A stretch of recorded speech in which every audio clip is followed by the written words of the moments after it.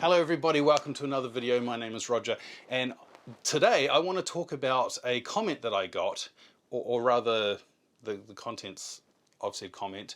I made this video linked up here, which was my overall impressions like a year later with the M6 Mark II.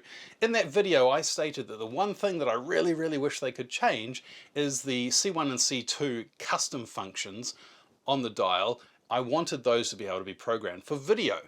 And then I got this comment which said, hey, you can. And he's right, which would make me wrong. But then he's also wrong, which would make me right. Anyway, that's what I want to talk about.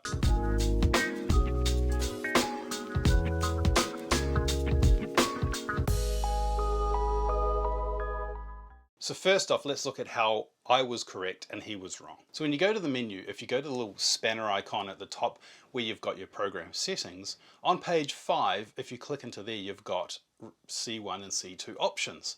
Inside of there, you've got register C1 and C2 options. So if you're in manual mode and you've got your camera set up just how you like it and you want to use that mode frequently, what you can do is you can program C1 or C2 by going into that menu, tapping on register settings, choosing C1 or C2, and that's now saved in your camera as a setting on your dial for C1 or C2. In fact, that's what I use because there's a couple of functions that I like. One just being a photo mode, which is essentially manual with a couple of certain settings I like to have on. And the other one I have set up for one of the art functions, which I'm not going to get into in this video. But I have those two settings, so I can quickly go to them if I want to. When you switch over the video settings, that same 5th page, the option for saving to C1 or C2 disappears. So you cannot save whatever video settings you're on to C1 or C2. You just can't do it. All you can do is, as it says, reset camera, which is not ideal, unless you want to go back to factory settings, I guess. But why you would when you're trying to program stuff, it's beyond me. So you can't do it. That's where I'm right. You can't program C1 and C2 specifically for video settings, which is what I was implying, is that you can't specifically program full video settings into C1 or C2. And that's what I would like to be able to do on the M6 Mark II.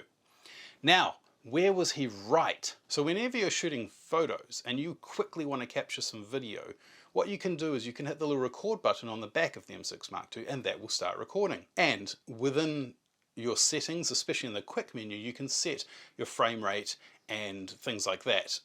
Usually it's an auto exposure adjust that is on there rather than having full control. So you can, technically speaking, set up some video settings, the basic video settings in a photography shooting mode, and then program that photography shooting mode, including those video settings, to the C1 or C2 function. This gives you the option of setting up a, say, 60 or 50 frame per second shooting mode as C1, as well as leaving it on a manual shooting mode, so that when you go to C1 it's manual shooting, but it also has that 50 frames a second or 60 frames a second programmed in, so you can quickly shoot some B-roll while you're taking photos. In fact, that's what I did on my Canon video. I was shooting photos and then I would press that record button and did a lot of the sort of slow motion shots by shooting at 50 frames per second and slowing that down to 25 frames per second in the edit. You can also, of course, program C2, for example, as normal shooting, again with manual or aperture priority or whatever you're shooting at the time.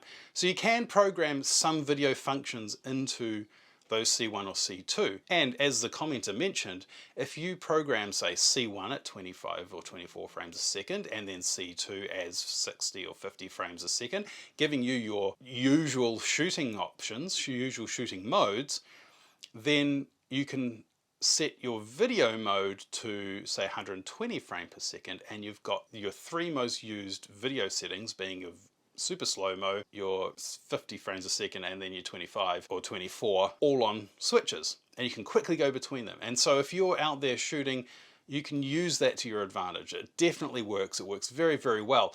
My problem is, though, is that you can't control everything. When it comes to that shooting mode, you're really reliant on the auto exposure adjustment to really get the full look of the video. So if you're shooting videos on a side, maybe you are vlogging, it might work really well for you to do that, to be able to go out, take photos, and use those modes for photos for vlogging. But remember, you have to press the button on the back of the camera. In video mode, I have the trigger button on the front of the camera set up to start recording. So if I'm doing a video like this, I can reach over, press the button, and either start or stop my video recording because it's facing me. If it's facing away from me, not a problem. I can hit the record button on the back. So in a way, we were both right. You can set some video functions up on the C1 and C2 functions by having that secondary video programmed in on the photography shooting settings that you use most often. But then I was also right in that if you want dedicated video settings on your camera set to those two custom modes, you can't do that. For somebody that's doing more and more video lately, that would be perfect for me to be able to have actual dedicated modes. If I could have C1 set to slow motion all the time, so I didn't have to go into the menu and set up 120 frames per second, if I could just have that programmed in to C1 at all times, that would be very valuable to me, but I can't. There is that workaround, but again, it's not perfect. You're looking at more of a auto exposure sort of setting, which isn't ideal when you're trying to control the exact exposure of that video. I think that covers everything. So that's the end of the video. Hopefully you've learned something. Hopefully I've explained myself a little bit better about what I meant saying you can't use those functions for video. And hopefully the fact that you can, to some degree, is helpful for you too. So thank you very much for that commenter for pointing that out. I have used that in the past. I just didn't consider that actual video programming for those modes, but you're correct. So thank you very much for sharing that. That's what we want to see in the comments. If you've got more tips like that, let me know in the comments below. And until next time, take care of yourselves, and I'll see you very soon in the next video.